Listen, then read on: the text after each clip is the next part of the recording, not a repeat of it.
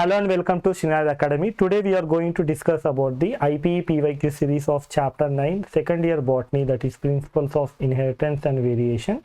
So దీంట్లో వచ్చేసి మనకు టాపిక్స్ వచ్చేసి Mendelian experiment, monohybrid cross, concept of dominance, inheritance of two jeans, chromosomal theory of inheritance, linkage and recombination and mutations. So coming to blue print, దీంట్లో 2 marks and 4 marks వస్తుంది ఇందులోకించి. So ఈ particular అకాడమీలో మనకు apart from the board papers we can also see that the entrance examination సంబంధించిన అన్ని courses కూడా free of content ఉంటుంది. Don't forget to subscribe and like the channel, and also like and share with your friends and write down the comments with in the comment box. And so now we're going with the short answers. ఇందులో 8 ఉన్నాయి అన్నమాట. So coming to first question, mention the advantage of selecting the pea plant for the experiment of by the Mendels.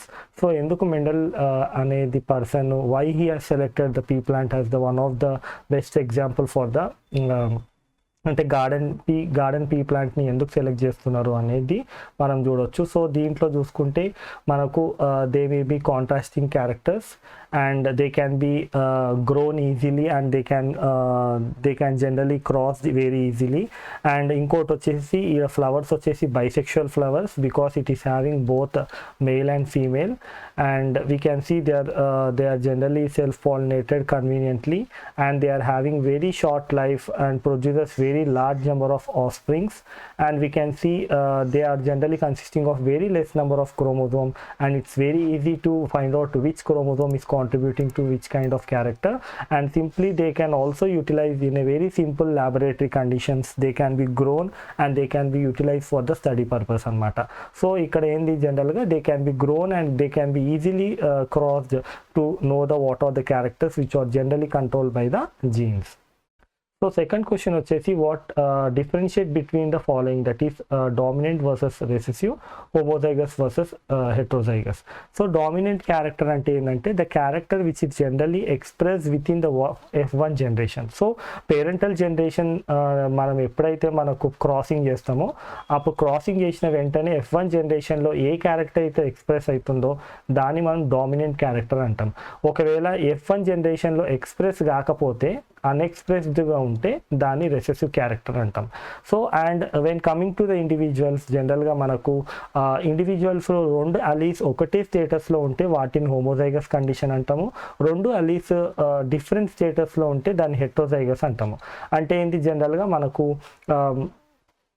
ఒకటే జీన్కి సంబంధించిన 2 Alice ఒకటే స్టేటస్లో ఉంటే homozygous. అదే మనకు డిసిమిలారిటీ ఉంటే దాన్ని డిసిమిలారిటీ ఇన్ టైప్ ఆఫ్ అలీస్లో ఉంటే ఒకటే క్యారెక్టర్ సంబంధించిన డిసిమిలారిటీ ఉంటే దాన్ని హెట్రోజైగస్ అని అంటాం అన్నమాట. సో థర్డ్ క్వశ్చన్ వచ్చేసి explain the law of dominance using the monohybrid cross. So ఇక్కడ లా ఆఫ్ డామినెన్స్ని ఏ విధంగా మనం మోనోహైబ్రిడ్ క్రాస్ ద్వారా మనము ఎక్స్ప్లెయిన్ చేయాలనేది ఈ క్వశ్చన్లో భాగం అనమాట. సో మోనోహైబ్రిడ్ క్రాస్ అంటే if you are trying to study single character and how the single character is passed on to the daughter or the progeny from the parental one is nothing but called as monohybrid cross. So దీంట్లో ఏంటంటే the cross which is generally made between the 2 individuals and how this character has been passed on from the parental form to the offsprings is nothing but called as monohybrid cross. And we can see in case of monohybrid cross లో ఏంటంటే especially one of the major classical example ఏదైతుందో దాంట్లో చూసుకుంటే మనకు ఇక్కడ మనము ఈ classical example or classical hybridization ఎక్స్పెరిమెంట్ని చూసుకుంటే మనము కొన్ని టాల్ ప్లాంట్స్ కొన్ని షార్ట్ ప్లాంట్స్ని మనం ఒక దగ్గర మనము అంటే హైట్ ఆఫ్ ద ప్లాంట్ అనేది ఇట్స్ ఎ క్యారెక్టర్. సో కొన్ని ప్లాంట్స్ ఏంటంటే టాల్ ప్లాంట్స్ అంటే టాల్ క్యారెక్టర్, కొన్నిట్లో షార్ట్ ప్లాంట్స్ ఉంటే షార్ట్ క్యారెక్టర్ ఉంటుంది. కానీ ఈ height of the plant is only controlled or generally controlled by one particular single gene. And this when you study the inheritance, that is passing of this particular one gene from the parental form to the daughter form, that is generally called as monohybrid cross. And we can see this is generally well explained in terms of law of dominance, where we can see that generally when the characters when the characters are generally how we can able to explain the law of dominance అనేది మనం క్యారెక్టర్స్లో చూస్తాము.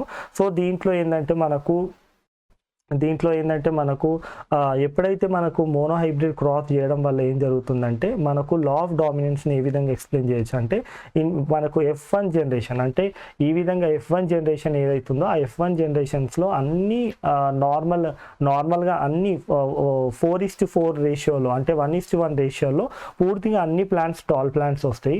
కానీ ఎప్పుడైతే మనం F1 జనరేషన్ని crossing చేస్తామో ఆ crossing చేసిన వెంటనే ఏదైతుందో ఆ నెక్స్ట్ వచ్చే జనరేషన్ మనం F2 జనరేషన్ అంటాము. సో F2 జనరేషన్లో ఏం జరుగుతుందంటే ఈ both the character which has been hidden in the first generation that will also be explained and also or express and whereas the character which is already present with in the F1 is also expressed అనమాట. So here we can see that in case of law of dominance we can see that the character which has been passed on through the gene transfer from the parent plants to the daughter and the progeny నుంచి ఇంకా progeny వచ్చేదాన్ని మనము దీన్ని పూర్తిగా we can study in terms of law of dominance, and we can see that in case of parental characters and where we can see monohybrid cross has been observed in case of F1 generation, where after this crossing we can see that generally the characters ఏవైతున్నాయో that they can be clearly expressed in the F2 generation అన్నమాట. So in case of F2 generation లో we can see the ratio which is obtained is 3:1 ratio. ఈ 3 అనేది ఏంటంటే మనకు homozygous dominant. ఇక్కడ అంటే దీంట్లో హోమోజైగస్ డామినెంట్ ఉంటుంది, హెట్రోజైగస్ డామినెంట్ ఉంటుంది.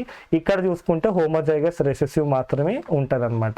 So that is the different. అంటే మనకు డామినెన్స్ అన్నప్పుడు ఏం జరగాలంటే మనకు జనరల్గా మనకు ఆ రెండు అలీస్ డామినెంట్ ఫామ్లో ఉంటే దాన్ని హోమోజైగస్ డామినెంట్ అంటాం. అందులో ఒక అలీ రెసెసివ్ ఉండి ఇంకో అలీ డామినెంట్గా ఉంటే దాన్ని హెట్రోజైగస్ డామినెంట్ అంటాం అనమాట. సో ఫోర్త్ క్వశ్చన్ వచ్చేసి define and design a test cross. So test cross అంటే ఏంటంటే జనరల్గా it is a crossing between the F1 generation with the recessive parent అనమాట. సో ఒకవేళ మనకు ఏదైతే పేరెంటల్ ఫామ్ నుంచి వచ్చిందో ఆ పేరెంటల్ ఫామ్ నుంచి వచ్చిన ఆ F1 జనరేషన్ ఏదైతుందో ఆ F1 జనరేషన్ని if you are generally again crossing with the one of the parent which is a recessive parent then it is called as a test cross అనమాట. సో టెస్ట్ క్రాస్ అంటే ఏంటంటే జనరల్గా it is the cross which is made between the F1 generation of the individual with the one of the recessive parent then it is called as test cross. So దీంట్లో ఏమవుతుందంటే మనకు ఈ particular F1 generation ఏదైతే మనం select చేసుకుంటున్నామో ఆ F1 generation కాస్త ఖచ్చితంగా ఆ ఇండివిజువల్ హోమోజైగస్ డామినెంట్ ఉండొచ్చు అండ్ లేకపోతే హెట్రోజైగస్ డామినెంట్ ఉండొచ్చు. సో హోమోజైగస్ డామినెంట్ ఉండొచ్చు లేకపోతే హెట్రోజైగస్ డామినెంట్ ఉండొచ్చు. If whatever the individual you are selecting from the F1 generation they can be neither of the way. And always we have to get monohybrid test cross యొక్క ratio వచ్చేసి 1:1 ratio అనమాట. So fifth question వచ్చేసి explain the codominance with the example. So codominance అంటే ఏంటంటే జనరల్గా మనం ఇప్పటివరకు మాట్లాడుకున్నట్టు law of డామినెన్స్లో ఏంటంటే మనం ఏ కండిషన్ని చూస్తామంటే ఒక పర్టికులర్ క్యారెక్టర్ అంటే హైట్ ఆఫ్ ద ప్లాంట్ని చూసుకుంటే డామినెంట్ అలీ వచ్చేసి మనకు టాల్, రెసెసివ్ అలీ వచ్చేసి మనకు షార్ట్ అనమాట. సో అక్కడ క్లియర్ కట్గా మనం ఏంటంటే మనకు డామినెంట్ వర్సెస్ రెసెసివ్ అనేది మనం చూడొచ్చు. కానీ కోడామినెన్స్లో ఏంటంటే జనరల్గా ఈ కోడామినెన్స్లో మనకు ఈ బోత్ ద జీన్స్ ఏవైతున్నాయో both the genes neither they are not recessive neither they are not dominant. We can see both the genes are generally showing a phenomena or showing a character where they are blending with each other and they are showing a different kind of application called as codominance anamata. So codominance is nothing but it's a phenomena or it is a condition where both the genes are equally dominant on each other or equally contributing to each other is called as codominance. And here both the genes ఏవైతున్నాయో both the genes and the characters of both the genes or output of both the genes are expressed together and in the next generation.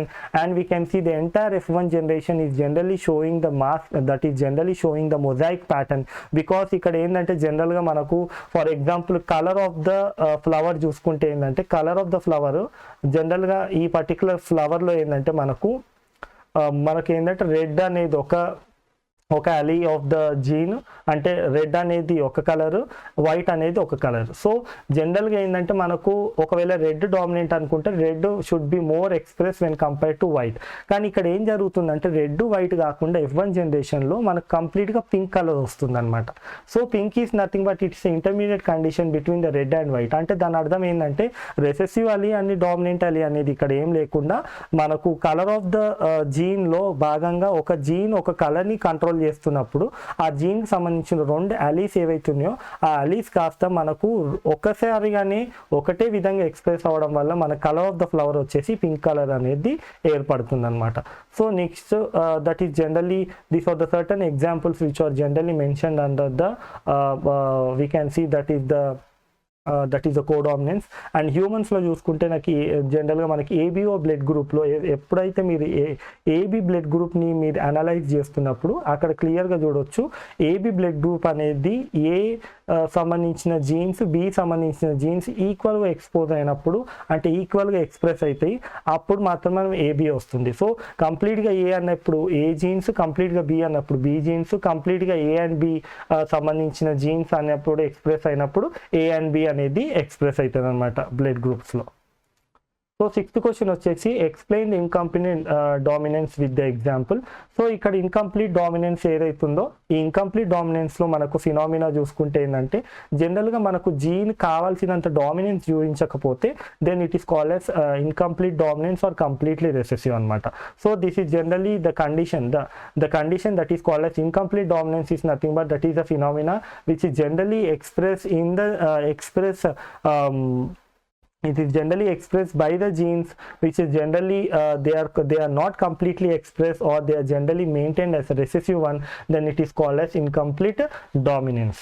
So దీంట్లో వచ్చేసి మనకు the inheritance of color flower is in case of dog flower is nothing but snapdragon. దీంట్లో కూడా మనకు the color of the flower is because of the gene, if it is not expressed completely, if they are generally they may be neither completely dominant the alleles or the completely recessive, then it is called as incomplete dominance అంటాం. So ఇక్కడ ఏంది మనకు ఎప్పుడైతే మనకు homozygous red when it is crossed with the homozygous white we can see the F1 is generated. So F1 nothing but F1 is the one which is generally the individuals which are formed between the R capital R and small r. So all the F1 generations are the one which are generally showing the pink color anamata. So that is nothing but called as incomplete dominance. So 7th question వచ్చేసి write a brief on the chromosomal mutation and gene mutation. So chromosomal mutation అంటే ఏంటంటే it is the changes of the genetic material which is taking place at the chromosomal level is called as chromosomal mutation. So it may be in terms of number or it may be in terms of structural appearance. Okay, it may be in terms of number or it may be in terms of structural appearance which is generally leading to the chromosomal mutation or it's a condition called as chromosomal mutation where because of this can be explained in terms of gain or the loss of the segment of the DNA is nothing but called as alteration of the chromosome anamata. So in case of either gain or the lose of a segment of the DNA is nothing but called as chromosomal mutation anamata. So this change in the number of the chromosomes is generally called as abnormalities or the aberrations. So the aberrations or abnormalities ఏవైతున్నాయో that is generally the changes within the number or the structural appearance of the chromosome is nothing but called as chromosomal aberrations. Whereas coming to the next level అంటే దానికన్నా lower level వచ్చేసి దాన్ని మనం gene mutation అంటాము.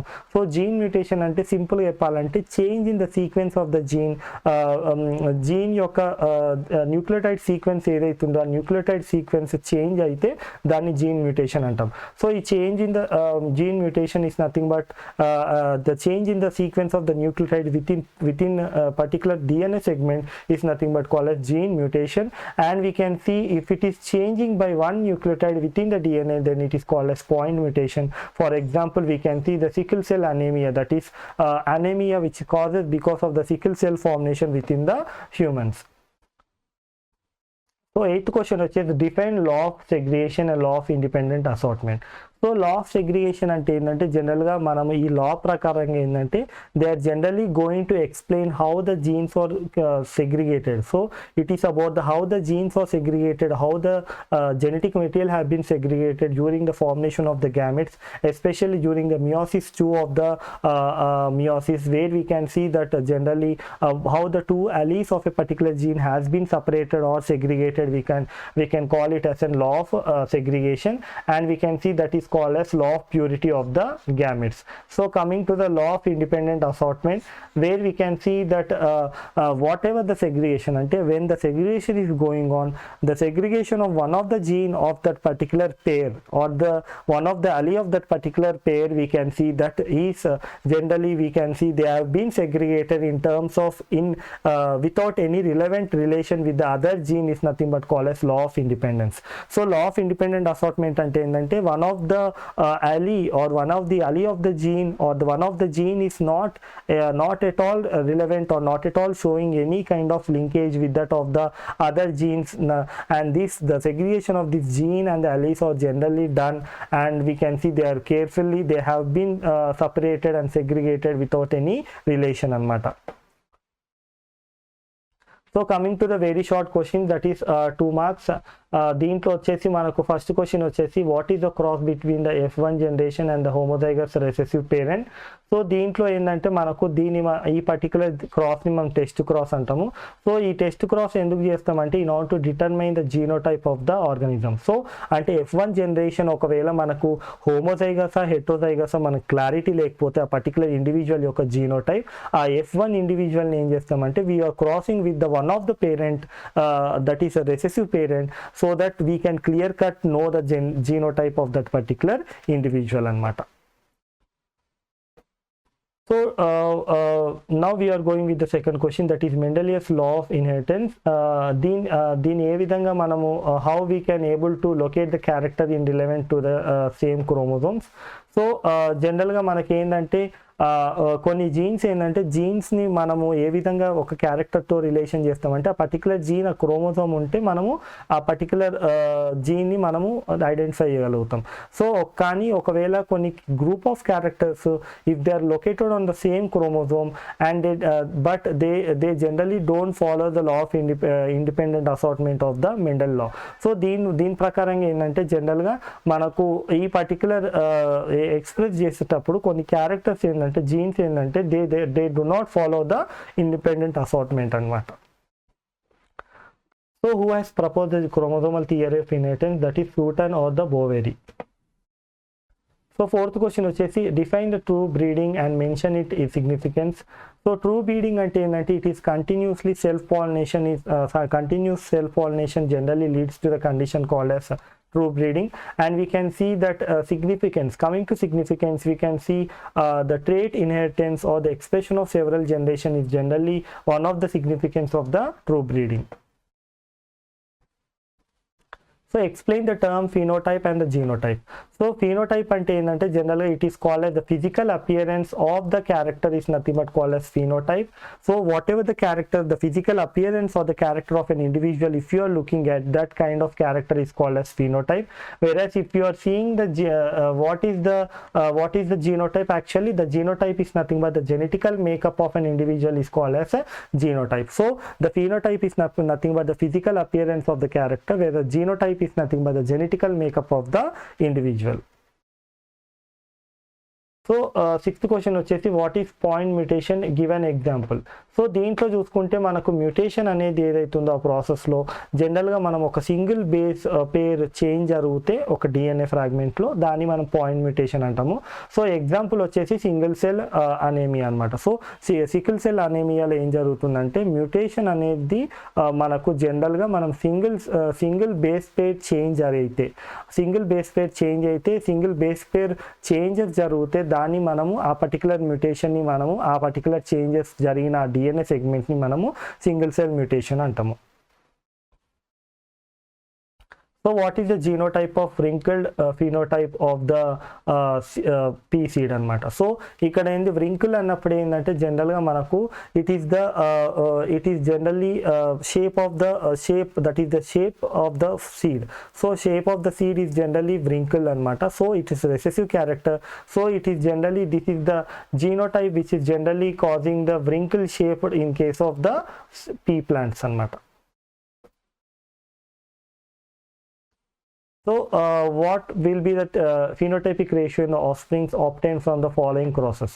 So ఇక్కడ ఏంటి జనరల్గా మన ఫీనోటైపిక్ క్యారెక్టర్స్ అంటే మనం ఒకవేళ ఫర్ ఎగ్జాంపుల్ ఏని డామినెంట్ అనుకొని ఈ స్మాల్ ఏని రెసెసివ్ అనుకుంటే what can be the phenotypic అంటే ఫీనోటైపికల్గా మనం వీటిని ఏ విధంగా మనము చూడొచ్చు అనుకుంటే ఫర్ ఎగ్జాంపుల్ ఈ విధంగా క్రాసింగ్ చేయడం వల్ల మనకి ఏం జరుగుతుందంటే మనకు 1:1 రేషియో అంటే అన్ని హెటరోజైగస్ అన్ని మనకి ఏంటంటే మనకు సేమ్ రకాలుగా మనము వస్తాయి అన్నమాట. సో ఫర్ ఎగ్జాంపుల్ ఈ విధంగా చూసుకుంటే మనకు క్రాసింగ్ జరిగేటప్పుడు గ్యామెట్స్ ఫామ్ అయితే కనుక సో ఈ విధంగా చూసుకుంటే మనకి ఏం జరుగుతుంది సో మనకు అన్ని అంటే half of the population capital A small A ఉంటుంది, half of the population small A ఉంటుంది అనమాట. So 1:1 ratio. సో ఆ విధంగా చూసుకుంటే మనకు ఇక్కడ కూడా చూసుకుంటే ఏంటంటే మనకు క్యాపిటల్ ఏ స్మాల్ ఏ చూసుకుంటే same type of gametes form అయితే కనుక మనకు అల్టిమేట్గా మనకు capital A small A form అవుతుంది. అంటే ఏంది మనకు అంత రేషియో అంటే complete the phenotypic character is only 1 type. So ఇక్కడ చూసుకుంటే ఇదే అనమాట 1 అంటే all or 1 type and other phenotype is completely absent. Okay, next వచ్చేసి మనకు for example capital A small A చూసుకుంటే ఇక్కడ చూసుకుంటే మనకి గ్యామెట్స్ ఈ విధంగా ఫామ్ అవుతాయి. సో దీంట్లో చూసుకుంటే మనకు సో ఇక్కడ చూసుకుంటే ఏం జరుగుతుంది మనకు ఇక్కడ మొత్తం ఈ మూడింటిని కలిపేసి మనకు డామినెంట్ కింద చూసుకుంటాము, దీన్ని మాత్రమే మనము రెసెసివ్ కింద చూసుకుంటాము.